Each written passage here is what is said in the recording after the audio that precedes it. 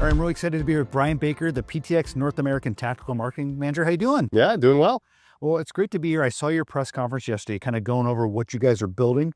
And precision planting is really one of those most trusted names in ag tech. Can you talk a little bit about what drives your team's mission in that particular space? Yeah. So, I've been around the precision planting brand now for 16 years. And as we think about it, it's really a passion to help farmers improve.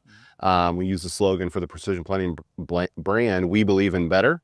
And that kind of goes on to say that believing in better is a mindset to pursue excellence in everything you do. So really what drives us is waking up saying, hey, where can farmers improve?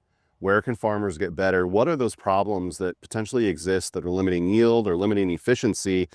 Farmers may not even realize, but through education, through agronomic education and trials, we can showcase to them, here's an opportunity where you can get better, and it may be something you didn't even know. And so that's kind of what has driven product development and what drives the sales organization within the brand is just helping farmers get better.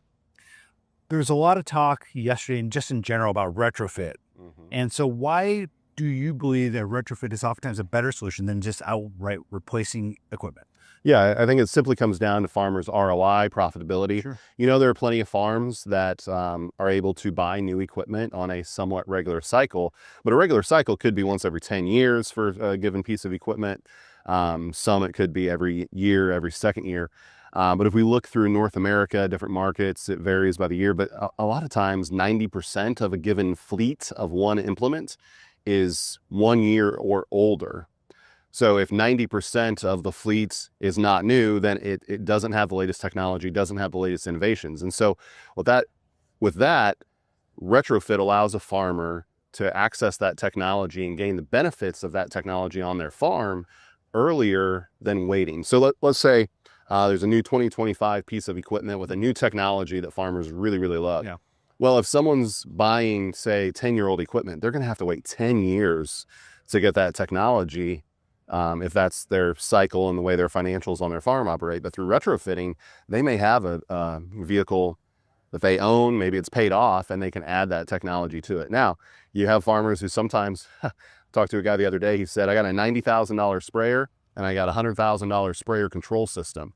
But in that operation, that made sense because the alternative may have been a $750,000 machine, which wasn't in the cards for their operation for many, many years.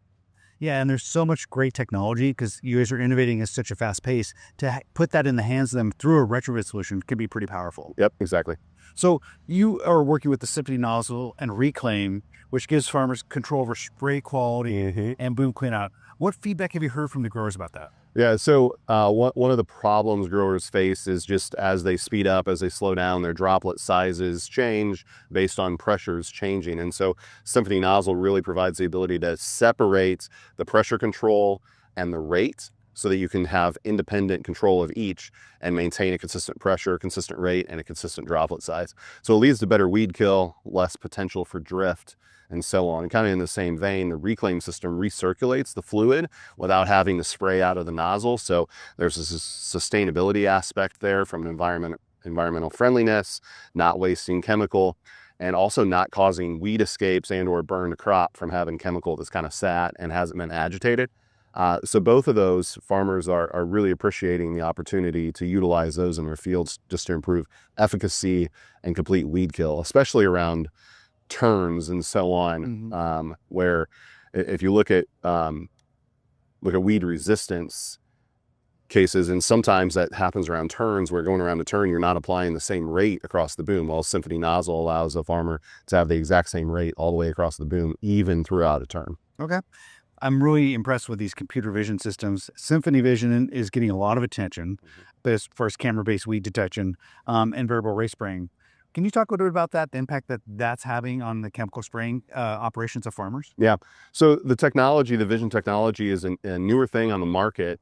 And so a lot of farmers are looking at it, trying to figure out how it fits into their operation, because in most cases, there's big opportunity, but it also may take a tweak to their chemical program.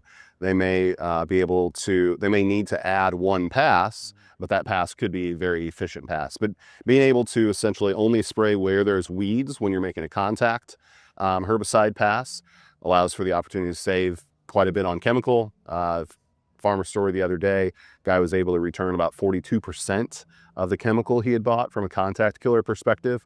I think the other thing that's interesting is, spraying is one of those things where we've just gone out, sprayed the same rate, same herbicide across the whole field. And that's due to the technology that's been available to the retailers, to the farmers. And I think now, with being able to use the cameras, obviously control the machine in the field, but also then the feedback that comes back, whether that's a weed severity map, a weed density map, photos of weeds, we start to see that weed severity, weed densities vary throughout the field, just like we found with everything else.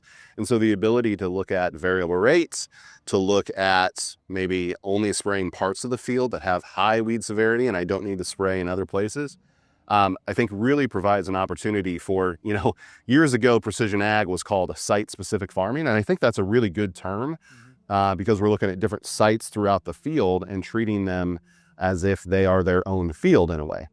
We've really given, with these vision systems, a rich set of data that farmers have never had before. So it gives so much power into the hands of the farmer. Yeah. Let's talk about CornerStone. It's designed really to evolve with the farmer's operation, and it has this modular design that helps future-proof investments. Can you talk about that? Yeah, so CornerStone is a complete planting row unit plus technology. We call it a planting system, complete system. And so for farmers who are either looking to have a custom-built planter built by potentially a precision planting dealer, and they just want to pick exactly what they want, the features they want on the row unit, the technology on a bar of their choosing, or folks who say, man, I got a 10-year-old planter.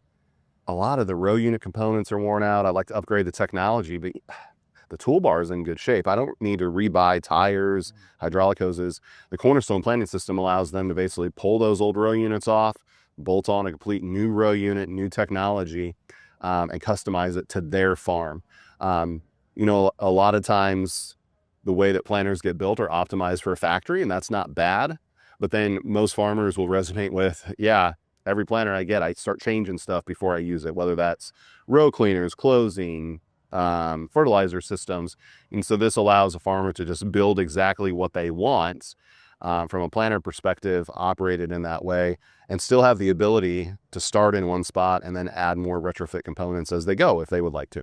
It sounds like you're really putting the power into the hands of the farmer. And I've heard a lot over the past day or two about how you guys are really focused on making farmer first, how they're the center of everything you do. And that's a great illustration of that. So how do you think about that more broadly, making farmers kind of the center of operations and really the focus of all you do?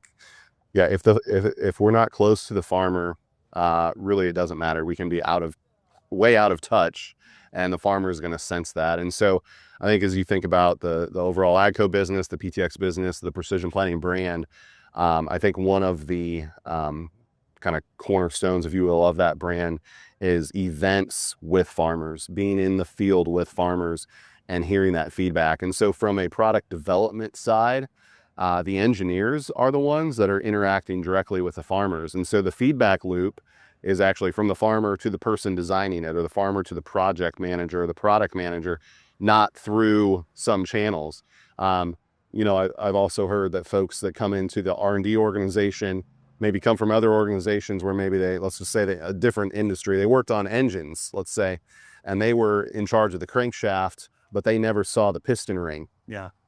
Or they were in charge of the engine and they never talked to anybody who used the engine that they were building and didn't get that feedback. And so getting that feedback loop and the connection as close to the farmer, both on that R&D side and product development side, is very important, as well as on the sales, the marketing side. If we don't understand what's going on in the field, we're going to miss. We're going to miss big time. And so we encourage every employee be out as much with farmers, with dealers as you can, so you're hearing directly from them feedback as opposed to kind of third-hand feedback. That's great. Well, Bryce, thanks for spending some time with me. Yeah, appreciate it. Yeah. Thank you.